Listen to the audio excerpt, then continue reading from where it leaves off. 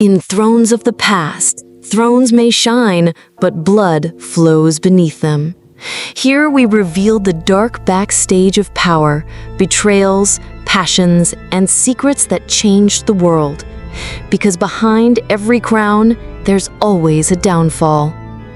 In 1610, a woman was imprisoned alive inside her own castle.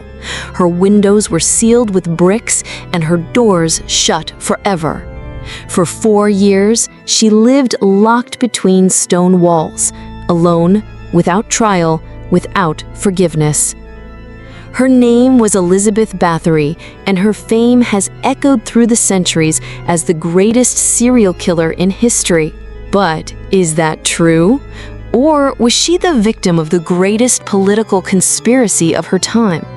Today, you'll discover the other side of the legend, the real story of the so-called Blood Countess. Elisabeth was born in 1560 into one of the most powerful and feared families in Hungary. The Bathorys were rich, influential, and also deeply cruel. At 6 years old, Elisabeth witnessed peasants being ripped apart with her own eyes. In a scene worthy of a nightmare, a gypsy was sewn into the belly of a dying horse, with only his head sticking out. That was the world she grew up in, a universe where brutality was routine and compassion weakness. At 15, she married Ferenc Mászdi, known as the Black Hero of Hungary. While he fought wars against the Turks, Elisabeth ruled the castle of Koptis alone. That's where the first rumors began. Maids who made minor mistakes were beaten, then burned, later tortured with needles under their nails and red-hot iron. What began as disciplinary punishment turned into systematic sadism. The darkest legend was born after her husband's death in 1604. Now alone, rich, powerful, and with no one to stop her, the story says that one day, after striking a maid, the blood splashed onto her skin, and she thought that part of her skin looked younger. From that, a new ritual was born.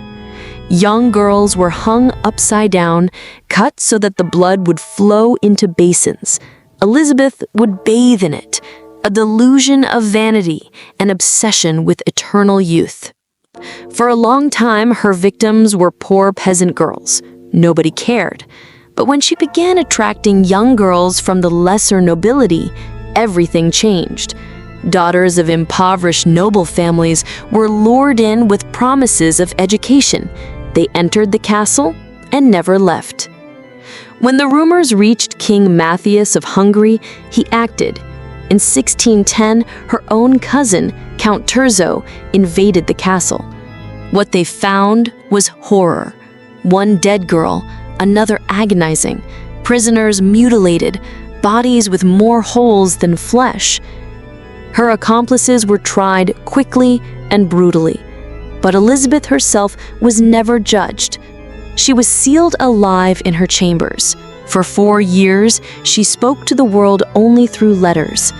In them, she denied the most serious accusations. She admitted harsh punishments, but never murder. Why was she never given a chance to defend herself? Perhaps because no one wanted the truth. The Hungarian crown owed Elisabeth a fortune. Her conviction erased the debt and confiscated the castle. Confessions were obtained under torture. A supposed diary with 650 names was never found. No forensic evidence ever confirmed the described horrors. To this day, archaeologists haven't found mass graves or torture chambers like the ones reported. And surrounding villages never had a population drop compatible with so many deaths. Something doesn't add up. Elisabeth Báthory died in 1614 at 54 years old. Was she a bloodthirsty monster or a woman destroyed by politics and greed? The truth may lie somewhere between the two extremes. Cruel, yes, but maybe not a serial killer. What we know is that her story became legend. It fed centuries of horror, books, movies, and popular imagination. But behind every legend, there is a shadow of truth. And sometimes, the real terror isn't what was done to the victims, but what was done to the truth. History never forgets, but it chooses very carefully what it hides. If you want to discover the secrets behind crowns, betrayals, passions, and downfalls, you already know where to find us. This is Thrones of the Past, and we still have many stories to tell.